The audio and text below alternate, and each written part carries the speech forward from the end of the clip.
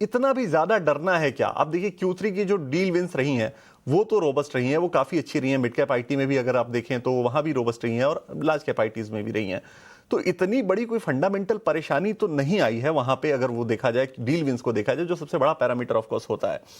अब जो एआई की टेंशन है, एंथ्रोपिक फिर या फिर अल्ट्रोइस या फिर अब जो है वो रियल एस्टेट पे भी वहां उसका टेंशन देखने को मिल रहा है। क्या ये इतनी बड़ी परेशानी है कि इतनी गिरावट आ जाए लगातार 4-5-6 दिनों से, इतनी बड़ी बड़ी गिरावट, और लार्ज कैप आईटी शेयर्स इतने ज्यादा टूट जाएं? तो क्या व्यू आपका बनता है और ऐसी गिरावट पर आईटी शेयरों पर क्या करना चाहिए? आज जब देखें हम खासकर कि निफ्टी के टॉप लूजर्स में तमाम आईटी शेयर, तमाम बड़े बड़े आईटी शेयर हेवी वेटेज वाले गिरे हुए हैं। नहीं, बिल्कुल मुझे लगता है ये सवाल सभी लोग पूछ रहे हैं कि आईटी सेक्टर में क्या होगा? बट देखिए मुझे मेरे एक्सपीरियंस से पता है कि नॉर्मली मार्केट ओवरली पॉजिटिव होता है या ओवरली पेसिमिस्टिक होता है। आई थिंक काफ़ी महीने पहले चाइना का एक एआई टूल आ गया था डीप टेक, तभी सारे डेटा सेंटर स्टॉक्स में भारी पिटाई थी। लोगों को ऐसा लग रहा था कि डेटा सेंटर बिज़नेस इंडिया में पूरी तरह से खत्म हो जाएगा। बट उसके बाद स्टेबिलिटी आ गई और वापस डेटा सेंटर्स फ्लेवर में आ गए। तो कहने का मतलब क्या है कि देखिए एआई आने के बाद डेफिनेटली एंट्री लेवल जॉब्स में इफेक्ट आएगा, काफ़ी लोगों की नौकरियाँ जाएगी।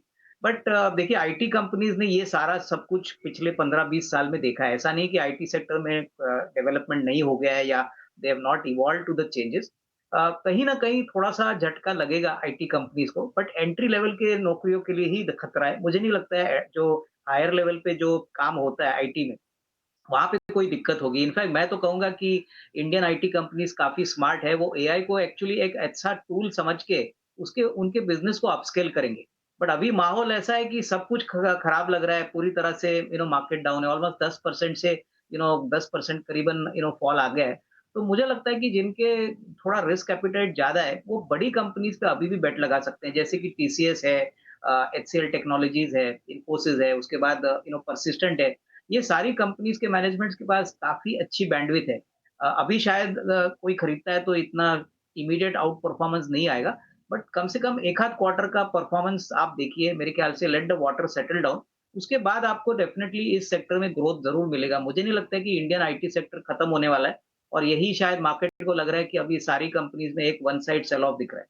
तो आई थिंक थोड़ा-सा अगर आप कॉन्ट्रा व्यू लेके अगर थोड़ा-सा निमलिंग करते हैं, तो आपको अच्छी वैल्यू बनेगी, प्रोवाइडेड आपका नज़रिया कम से कम 12 टू 15 मंथ है। तो हम यही हमारे क्लाइंट्स को बता रहे हैं कि पूरी तरह से नेगेटिविटी मत करिए, प्राइस को देखिए और ऊपर से मुझे लगता है कि अगर 12-15 महीने का व्यू है, तो बड़े IT companies will definitely be able to weather this storm. चलिए, जो बड़े आईटी कंपनीज़ हैं वो ये पूरे एआई से रिलेटेड कंसर्न से आगे बढ़कर जो है कामकाज अपना जारी रख सकते हैं, और जो एंट्री लेवल जॉब्स हैं उनमें थोड़ा खतरा ज़रूर है। अब देखिए हमारे एक्सपर्ट्स भी धीरे धीरे कर कर अपना व्यू दे रहे हैं। अंशुल जी ने इन्फोसिस पे बाय दिया है, देखते हैं क्या करता है ये काउंटर। बट इसके अलावा खबरों वाले शेयर्स में एक बार इंजीनियर्स इंडिया की बात करेंगे। देखिए सरकारी कंपनी है बट क्या शानदार नतीजे आए हैं, और एक बार देखते हैं कि स्टॉक फिलहाल कहाँ पर ट्रेड कर रहा है।